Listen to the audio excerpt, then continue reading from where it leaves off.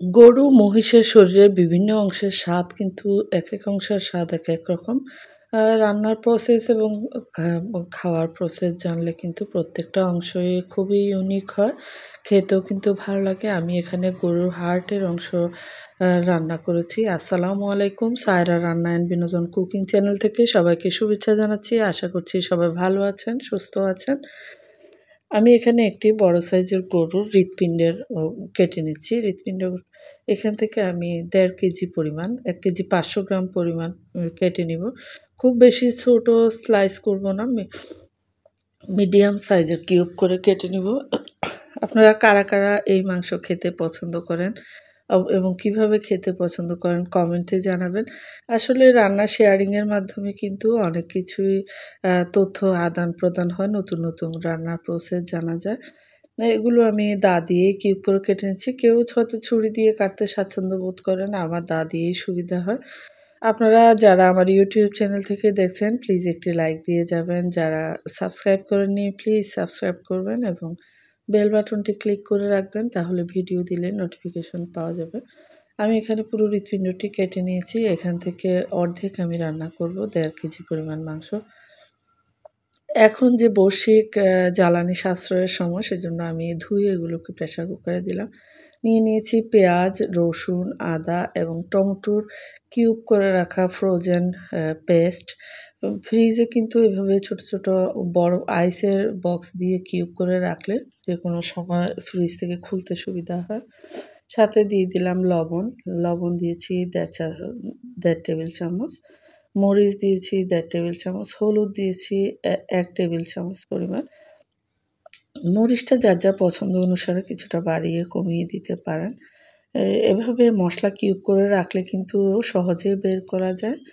আদা ১/২ টেবিল জিরার গুঁড়ো, ধনিয়ার গুঁড়ো এগুলো ১/২ টেবিল চামচ করে দিয়েছি। আদা, রসুন, পেঁয়াজ, টমেটোর পেস্ট এগুলো তো দেখতে পেয়েছেন। কিউব করে রেখেছিলাম, পরিমাণটা বুঝে নিয়েছেন। এখানে তেল দিয়ে নিচ্ছি, সয়াবিন তেল। সয়াবিন তেল দিয়েছি ৪ টেবিল চামচ পরিমাণ। যেহেতু মাংসের সাথেও কিছুটা চর্বি রয়েছে, তেল কিন্তু সেখান থেকেও বেরিয়ে আসবে। হৃৎপিণ্ডের মাংসগুলো কিন্তু যেহেতু আলাদা রোয়া, রোয়া থাকে না, সেজন্য কিন্তু খেতে ভালো লাগে বেশ। আস্ত এলাচ দিয়ে দিলাম ৭-৮ টি।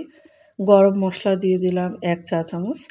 গরম মসলাটা কিন্তু আমি হোমমেড ঘরেই তৈরি করে নিই অনেকগুলো আইটেম দিয়ে।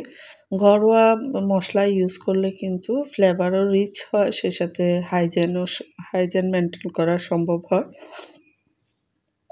এখন ভালো করে এটাকে মিশিয়ে নিব। কোনোভাবে প্রেসার কুকারে কিন্তু প্রথমেই ঢাকনাটা সিলগালা করে দিলে খাবারের স্বাদ কিন্তু পরিপূর্ণ পাওয়া যায় না।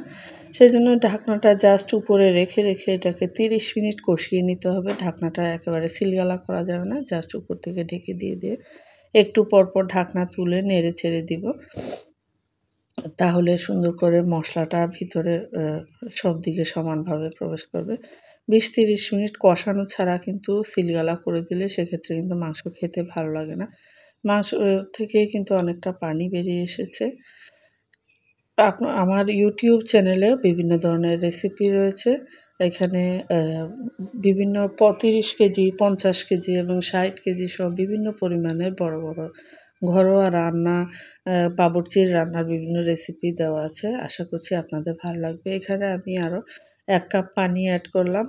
এখন আমি ঢাকনাটা সিলগালা করে দিব। প্রেসার কুকারের ঢাকনা সিলগালার সময় সবসময় মনে রাখবেন, এটা ঢাকনার হুইসেলের যে অংশটা, এখানে ছিদ্রগুলো কিন্তু পরিষ্কার করে নিতে হয়। না হলে কিন্তু হুইসেলের ছিদ্রগুলো বন্ধ থাকলে কিন্তু বিপদ হয়ে যেতে পারে। আমি এক্ষেত্রটাতে মোটামুটি ৮ টি শীষ দিয়ে নিয়েছি। মাংস যত সফট হয় ততই কিন্তু বাচ্চারা খেতে পারে। দেখতেই পাচ্ছেন কতটা তেল উপর থেকে উঠে এসেছে। আপনারা যারা আমার ফেসবুক পেজ থেকে দেখছেন প্লিজ একটি লাইক দিবেন এবং ফলো করতে ভুলবেন না। আর অবশ্যই রান্না ভালো লাগলে শেয়ার করে ফ্রেন্ডস ও ফ্যামিলি মেম্বারদের দেখার সুযোগ করে দিবেন। রান্নাটা হয়ে গেছে, ফাইনাল লুকটাও দেখতে পেয়েছেন। আমি এখন একটি ডিশে বেড়ে নিচ্ছি, সার্ভিং ডিশে। আশা করছি আপনাদের ভালো লেগেছে।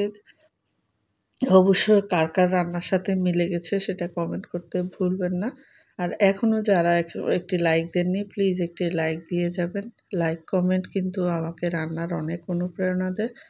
দেখতেই পাচ্ছেন ফাইনাল লুকটা। আশা করি আপনাদের পছন্দ হয়েছে। ধন্যবাদ সবাইকে।